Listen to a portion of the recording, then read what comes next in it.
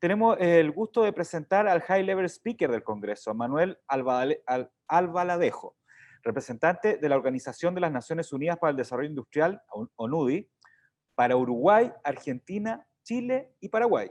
Y además es uno de los principales impulsores de la economía circular en Latinoamérica, con una visión crítica y con la experiencia de ser el gestor de proyectos en economía circular como Biovalor en Uruguay, Bioenergía en Argentina y promotor del Foro de Economía Circular FEC en la región.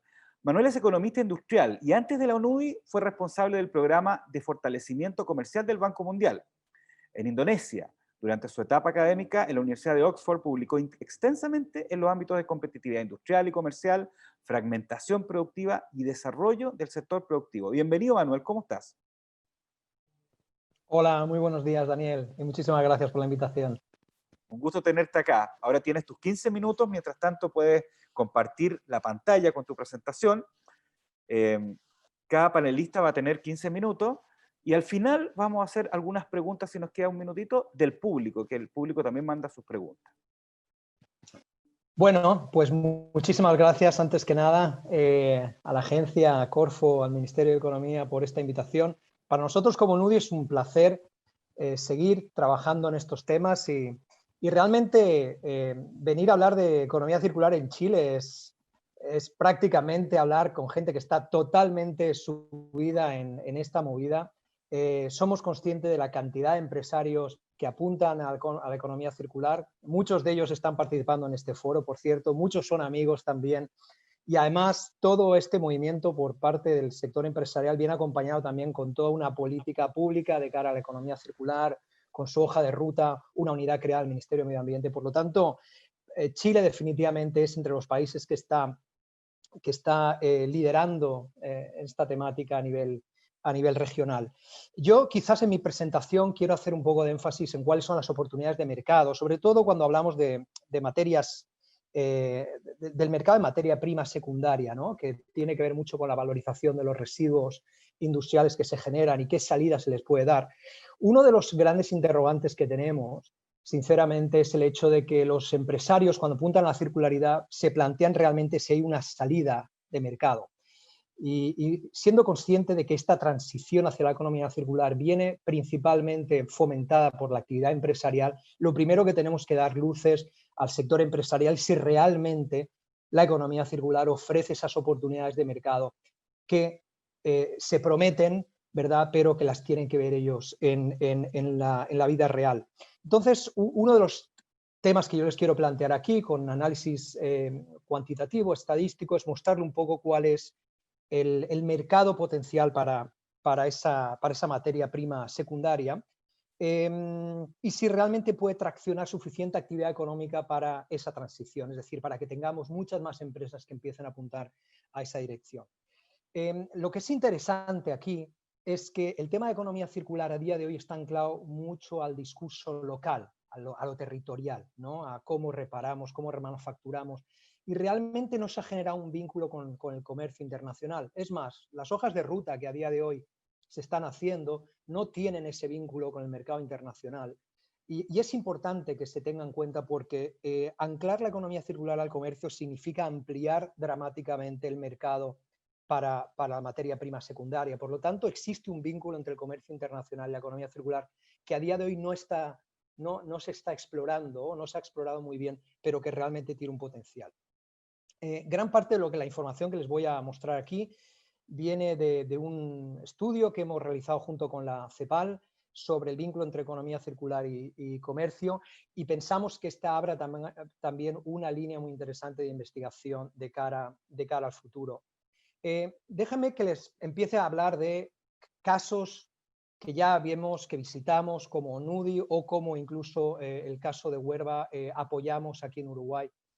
El mercado de materia prima secundaria, principalmente estamos hablando de valorización de residuos industriales que pueden tener salida como insumo o como materia prima dentro de los procesos productivos, ¿no? Y este es un caso, por ejemplo, de una empresa, se llama Huerva en Uruguay, que lo que está haciendo es valorizando materiales no ferrosos, principalmente aluminio, y lo que está haciendo es, como pueden ver, esas latas que tienen ahí, las están con una prensa, están creando este tipo de fardos y los están exportando.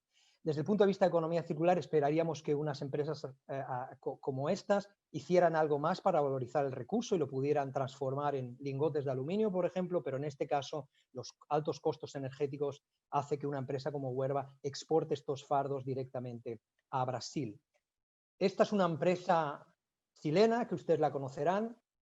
Midas es una empresa de minería urbana en un país minero. Es extremadamente interesante ver que existen ya empresas como Midas que no solamente recolectan residuos, sino que también los transforman en dos grandes productos, como puede ser el polvo de cobre o los lingotes de aluminio. Como los pueden ver ahí justo ahí abajo, ya están listos para entrar en actividad, en proceso productivo como insumo, a unos precios competitivos. Y de esto estamos hablando. Estamos hablando que realmente hay un potencial muy grande, cada vez mayor, en la recuperación de este tipo de productos para que entren de vuelta a los procesos productivos en las empresas.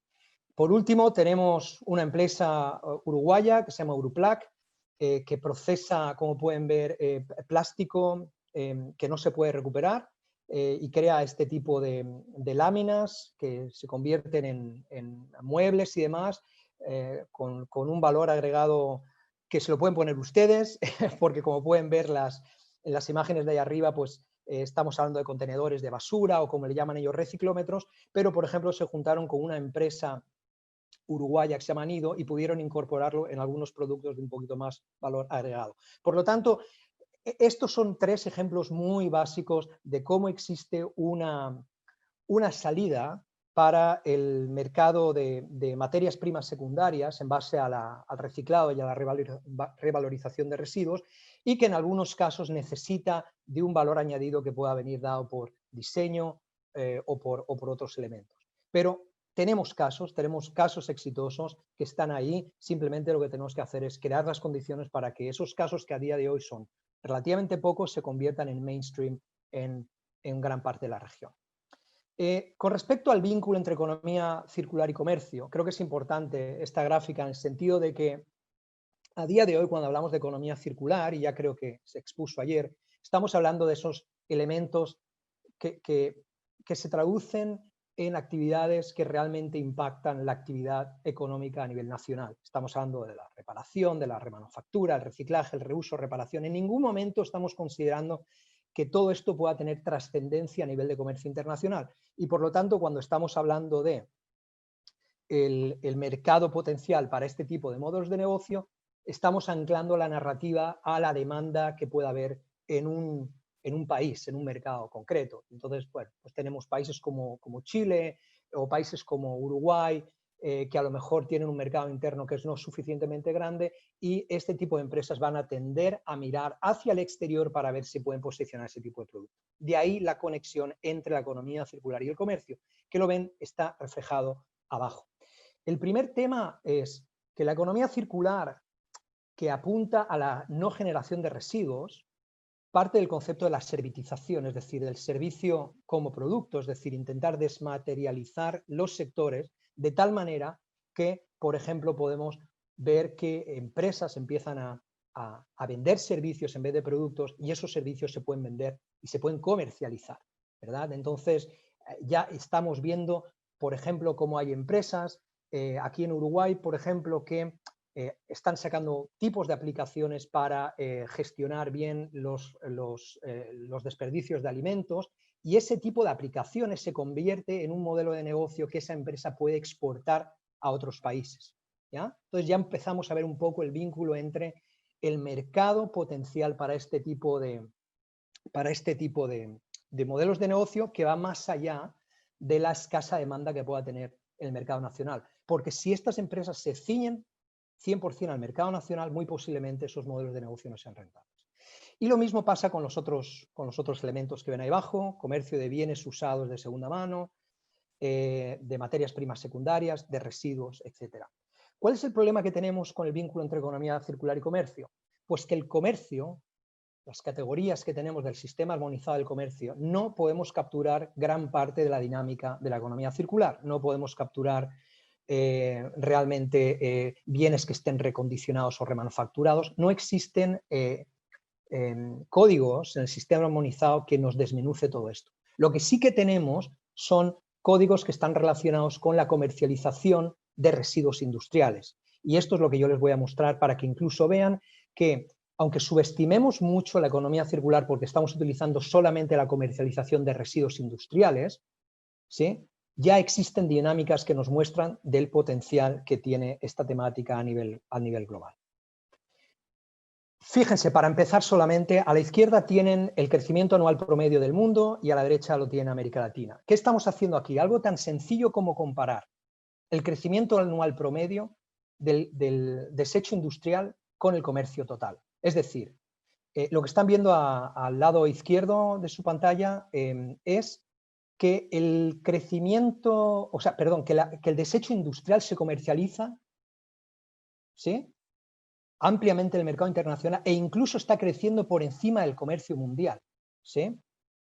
Lo cual es increíble. O sea, estamos viendo cada vez más que existe un mercado potencial para ubicar todo el residuo industrial que se está comercializando a nivel mundial. Y esto es una dinámica que no solamente pasa en los países ricos, también está pasando en América Latina. Es decir, a día de hoy existen compradores de residuos industriales en el mundo que están aspirando a obtener ese tipo de material para valorizar. Muy posiblemente porque no se pueda valorizar a nivel local, pero se está utilizando como insumo para valorizarse a nivel internacional. Por lo tanto, primer mensaje, el desecho industrial está creciendo por encima de la media del comercio mundial. El segundo mensaje que les planteo aquí es que cada vez más el mercado internacional está pagando un precio más alto por ese residuo industrial. Aquí tenemos el valor unitario de exportación. A pesar de la caída de los últimos años, vemos que si nos retrotraemos en el tiempo, desde los años 90 o los años 80, vemos que cada vez más, a nivel de valor unitario, el comercio internacional está pagando cada vez más por un kilo de residuo industrial. Y ahora entraremos en algunos sectores en concreto que están moviendo más la aguja en este ámbito. Pero el segundo mensaje que quiero transmitir es que no solamente se está comercializando más, sino que además se está pagando más en el mercado internacional. El tercer mensaje es que hay dinámicas muy diferentes entre los sectores. Obviamente no todos los sectores tienen la misma capacidad de valorización ni de recuperación. No es lo mismo un sector plástico, que sabemos que un porcentaje muy alto del plástico no se puede reciclar o su valorización es extremadamente cara, a pasar, por ejemplo, a un residuo industrial como puede ser el desecho, el e-waste, el residuo de aparatos eléctricos y electrónicos, que tienen componentes muy, muy valiosos para este mercado de materia prima secundaria.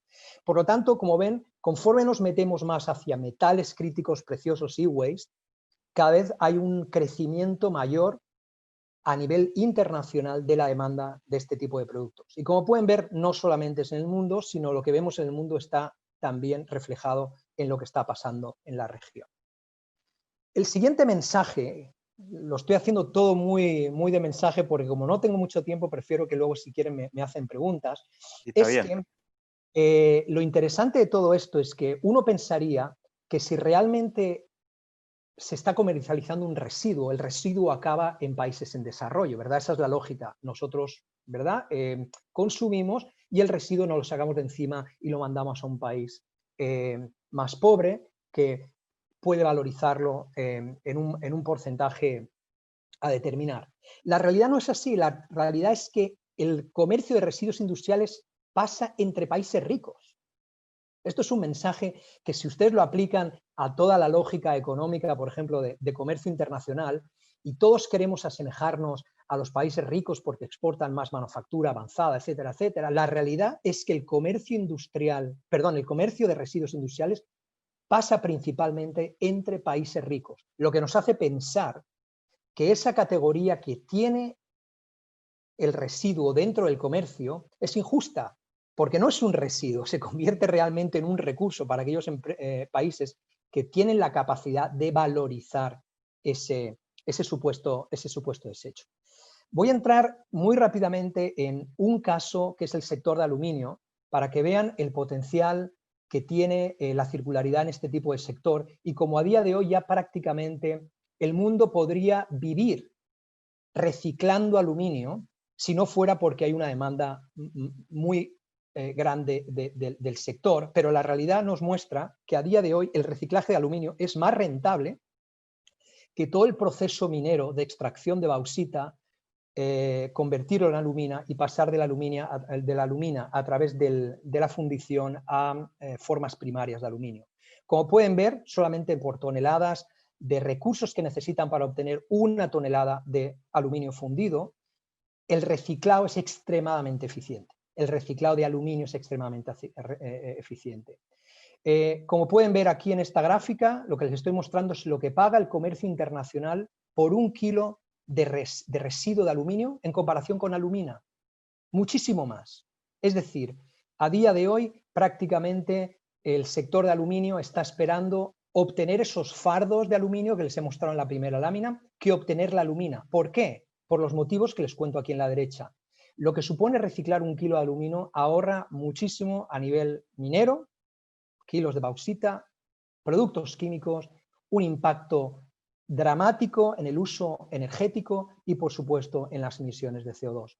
Por lo tanto, hay sectores o hay productos como puede ser el aluminio definitivamente, el cobre, por ejemplo, el acero también, son tipos de sectores que realmente son altamente circulares y, por lo tanto, en este caso, el mercado internacional para este tipo de materia prima secundaria, que parte de la recuperación, de la valorización de residuos, es extremadamente grande. Este es un ejemplo de cómo les mostraba anteriormente, cómo ya el comercio internacional prácticamente sustituye, en la medida de lo posible, la alumina por el desecho de aluminio como insumo primario.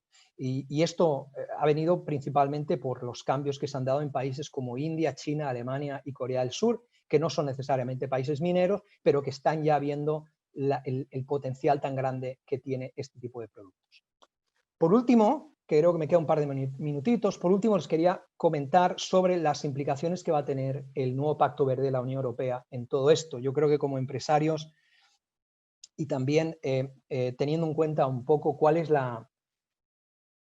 el devenir de la temática de economía circular, como está hablando el ministro, el Pacto Verde que se promulgó a final del año pasado y que aspira a la neutralidad de carbono en la Unión Europea para el año 2050, y todo el paquete de medidas que están puestas, ¿cómo va a impactar todo esto al sector empresarial latinoamericano que quiera eventualmente entrar con sus productos al mercado europeo? Y dentro de todo este paquete de medidas que ven aquí, hay uno muy concreto que es esa transición a la economía circular. La Unión Europea se está abanderando este tema, está fomentando estos principios en todos sus Estados miembros y definitivamente a través de acuerdos bilaterales comerciales o a cooperación al desarrollo que vaya a dar la Unión Europea de cara al futuro, el tema de economía circular va a estar sobre la mesa. Pero yo creo que lo más interesante para ustedes, los empresarios que pueden estar escuchando este foro, es el decir, bueno, todo esto que va a significar para mis productos que puedan entrar al mercado europeo. Bueno, pues como pueden ver, el impacto legislativo y de acceso al mercado va a ser significativo.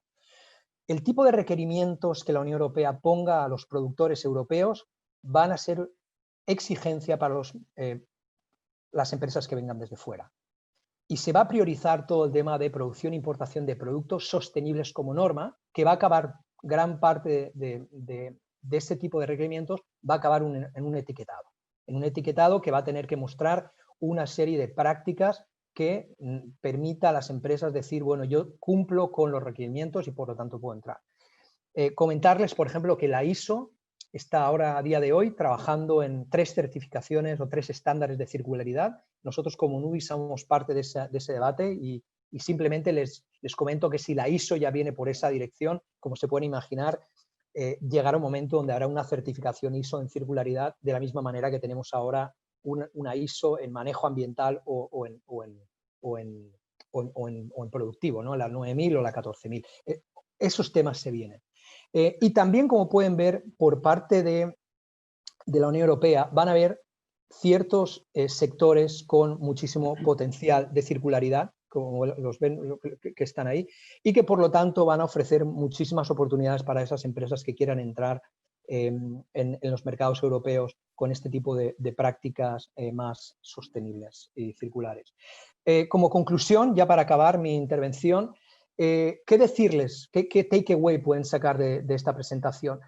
Yo creo que las gráficas iniciales con respecto al crecimiento del residuo industrial a nivel global, que lo están comercializando países ricos, que el mercado cada vez está pagando más, creo que es un indicador muy claro del potencial que existe con respecto al mercado de materia prima secundaria. Creo que eso está claro, y además tengo que decirles que estamos utilizando o considerando o menospreciando el potencial que tiene la economía circular, entre otras cosas porque no lo podemos medir a nivel de comercio. Solamente estamos capturando residuos industriales. Si pudiéramos capturar otro tipo de elementos también, estaríamos hablando de un peso mucho más mayor en el comercio internacional. Pero yo creo que las láminas que les he mostrado muestran que el potencial está ahí. ¿Cuándo es el comercio un incentivo para la economía circular? Bueno, cuando existen economías de escala. Si, por ejemplo, un país como Chile no tiene suficientes economías de escala como para valorizar el tipo de productos a nivel local, va a tener que buscar el comercio con otros países para poderse sacar ese tipo de producto de encima, ¿no? Como hace Huelva, ¿no? con sus fardos de aluminio, pero no tiene suficiente escala para justificar la valorización de residuos a nivel nacional. Manuel, Retos tecnológicos. Sí, estamos bien. justo en el tiempo. Bien, perfecto. Un poco pasadito. Ya está, pues es que es la última lámina. El último tema es retos tecnológicos. Valorizar no es sencillo, a veces es complejo y por lo tanto hay que buscar ese tipo de mercados que pueden valorizar. Y también, como les he comentado, la materia prima secundaria son rentables, más rentables que materia prima virgen en algunos sectores más que en otros.